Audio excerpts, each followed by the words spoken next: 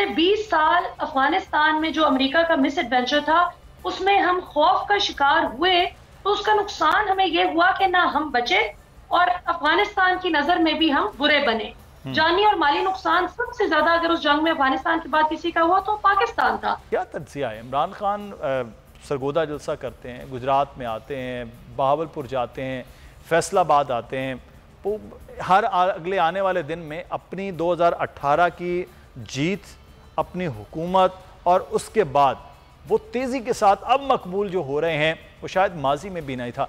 ऐसी सूरत हाल में किसी के एजेंडे की तकमील, किसी की ख्वाहिश का पूरा होना मुमकिन है? जी बहुत शुक्रिया। देखिए, इमरान खान साहब की मकबूलियत में तो पहले भी कोई शुबा नहीं था। 30 अक्टूबर 2011 से पहले अगर किसी को शक था उनके पॉलिटिकल स्टैचर में, तो वो उसके बाद दूर हो गया। 30 अक्टूबर 2011 से ऑनवर्ड्स आज तक हम देख रहे हैं कि ये 11 साल इमरान खान साहब की पॉलिटिकल स्ट्रगल में बहुत हैपनिंग रहे हैं। लेकिन इस वक्त सबसे ज्यादा जो गौरतलब बात है वो ये है कि पाकिस्तान की अवाम अब एक आजाद और खुद मुख्तार पॉलिसी सिर्फ इसलिए नहीं चाहते कि इमरान खान ने कह दिया है। इमरान खान जो बात कर रहे हैं वो पाकिस्तानी अवाम से इसलिए रेजोनेट कर रही है कि वो देख चुके हैं कि हमने 20 साल अफगानिस्तान में जो अमेरिका का मिस एडवेंचर था उसमें हम खौफ का शिकार हुए, तो उसका नुकसान हमें यह हुआ कि ना हम बचे और अफगानिस्तान की नजर में भी हम बुरे बने। जानी और माली नुकसान सबसे ज्यादा अगर उस जंग में अफगानिस्तान के बाद किसी का हुआ तो पाकिस्तान था।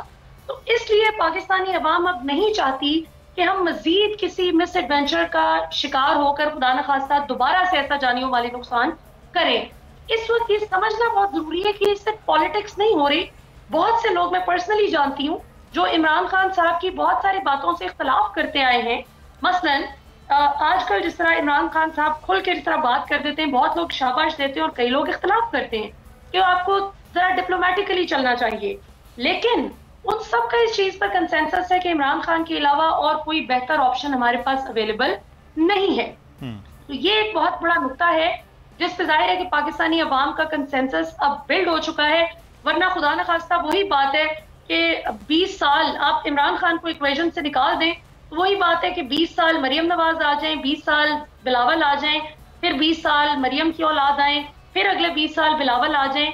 तो पाकिस्तानी अवाम अब इस डायनेस्टिक पॉलिटिक्स से इख्तलाफ करती है।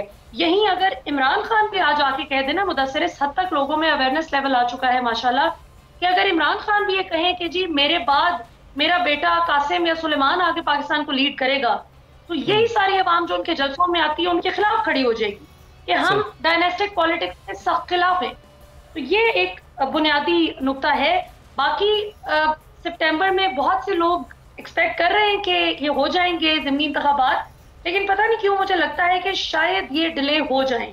एक तो सैलाब की ऐसी सूरत हाल है और दूसरा मुझे लगता है कि जो पीडीएम जमाते हैं वो बिल्कुल भी अभी इस पोजीशन में नहीं है कि जो उनके साथ 17 जुलाई को हुआ वही दोबारा 25 सितंबर को अपने साथ होते हुए देखें। 25 सितंबर की बजाय 25 अक्टूबर के उनके हालात अच्छे हो जाएंगे पीडीएम के कि वो मुकाबला कर सकें इमरान खान पर। कितना डिले किया जाए?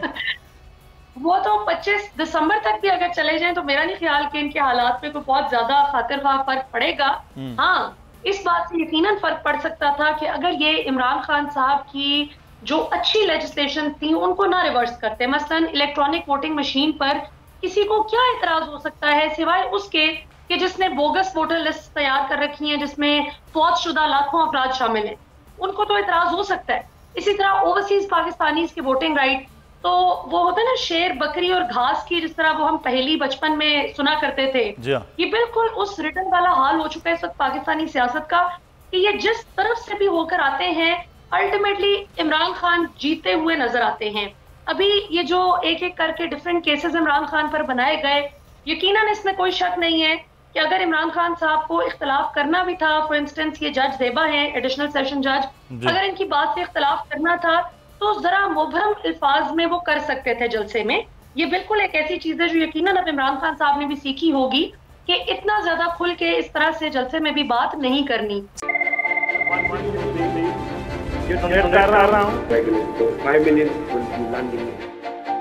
तारीख की सबसे बड़ी टेलीथॉन पाकिस्तान के अंदर भी हमारे सारे लोग इसमें शिरकत करें और ख़ास तौर पर बैरून मुल्क पाकिस्तानी।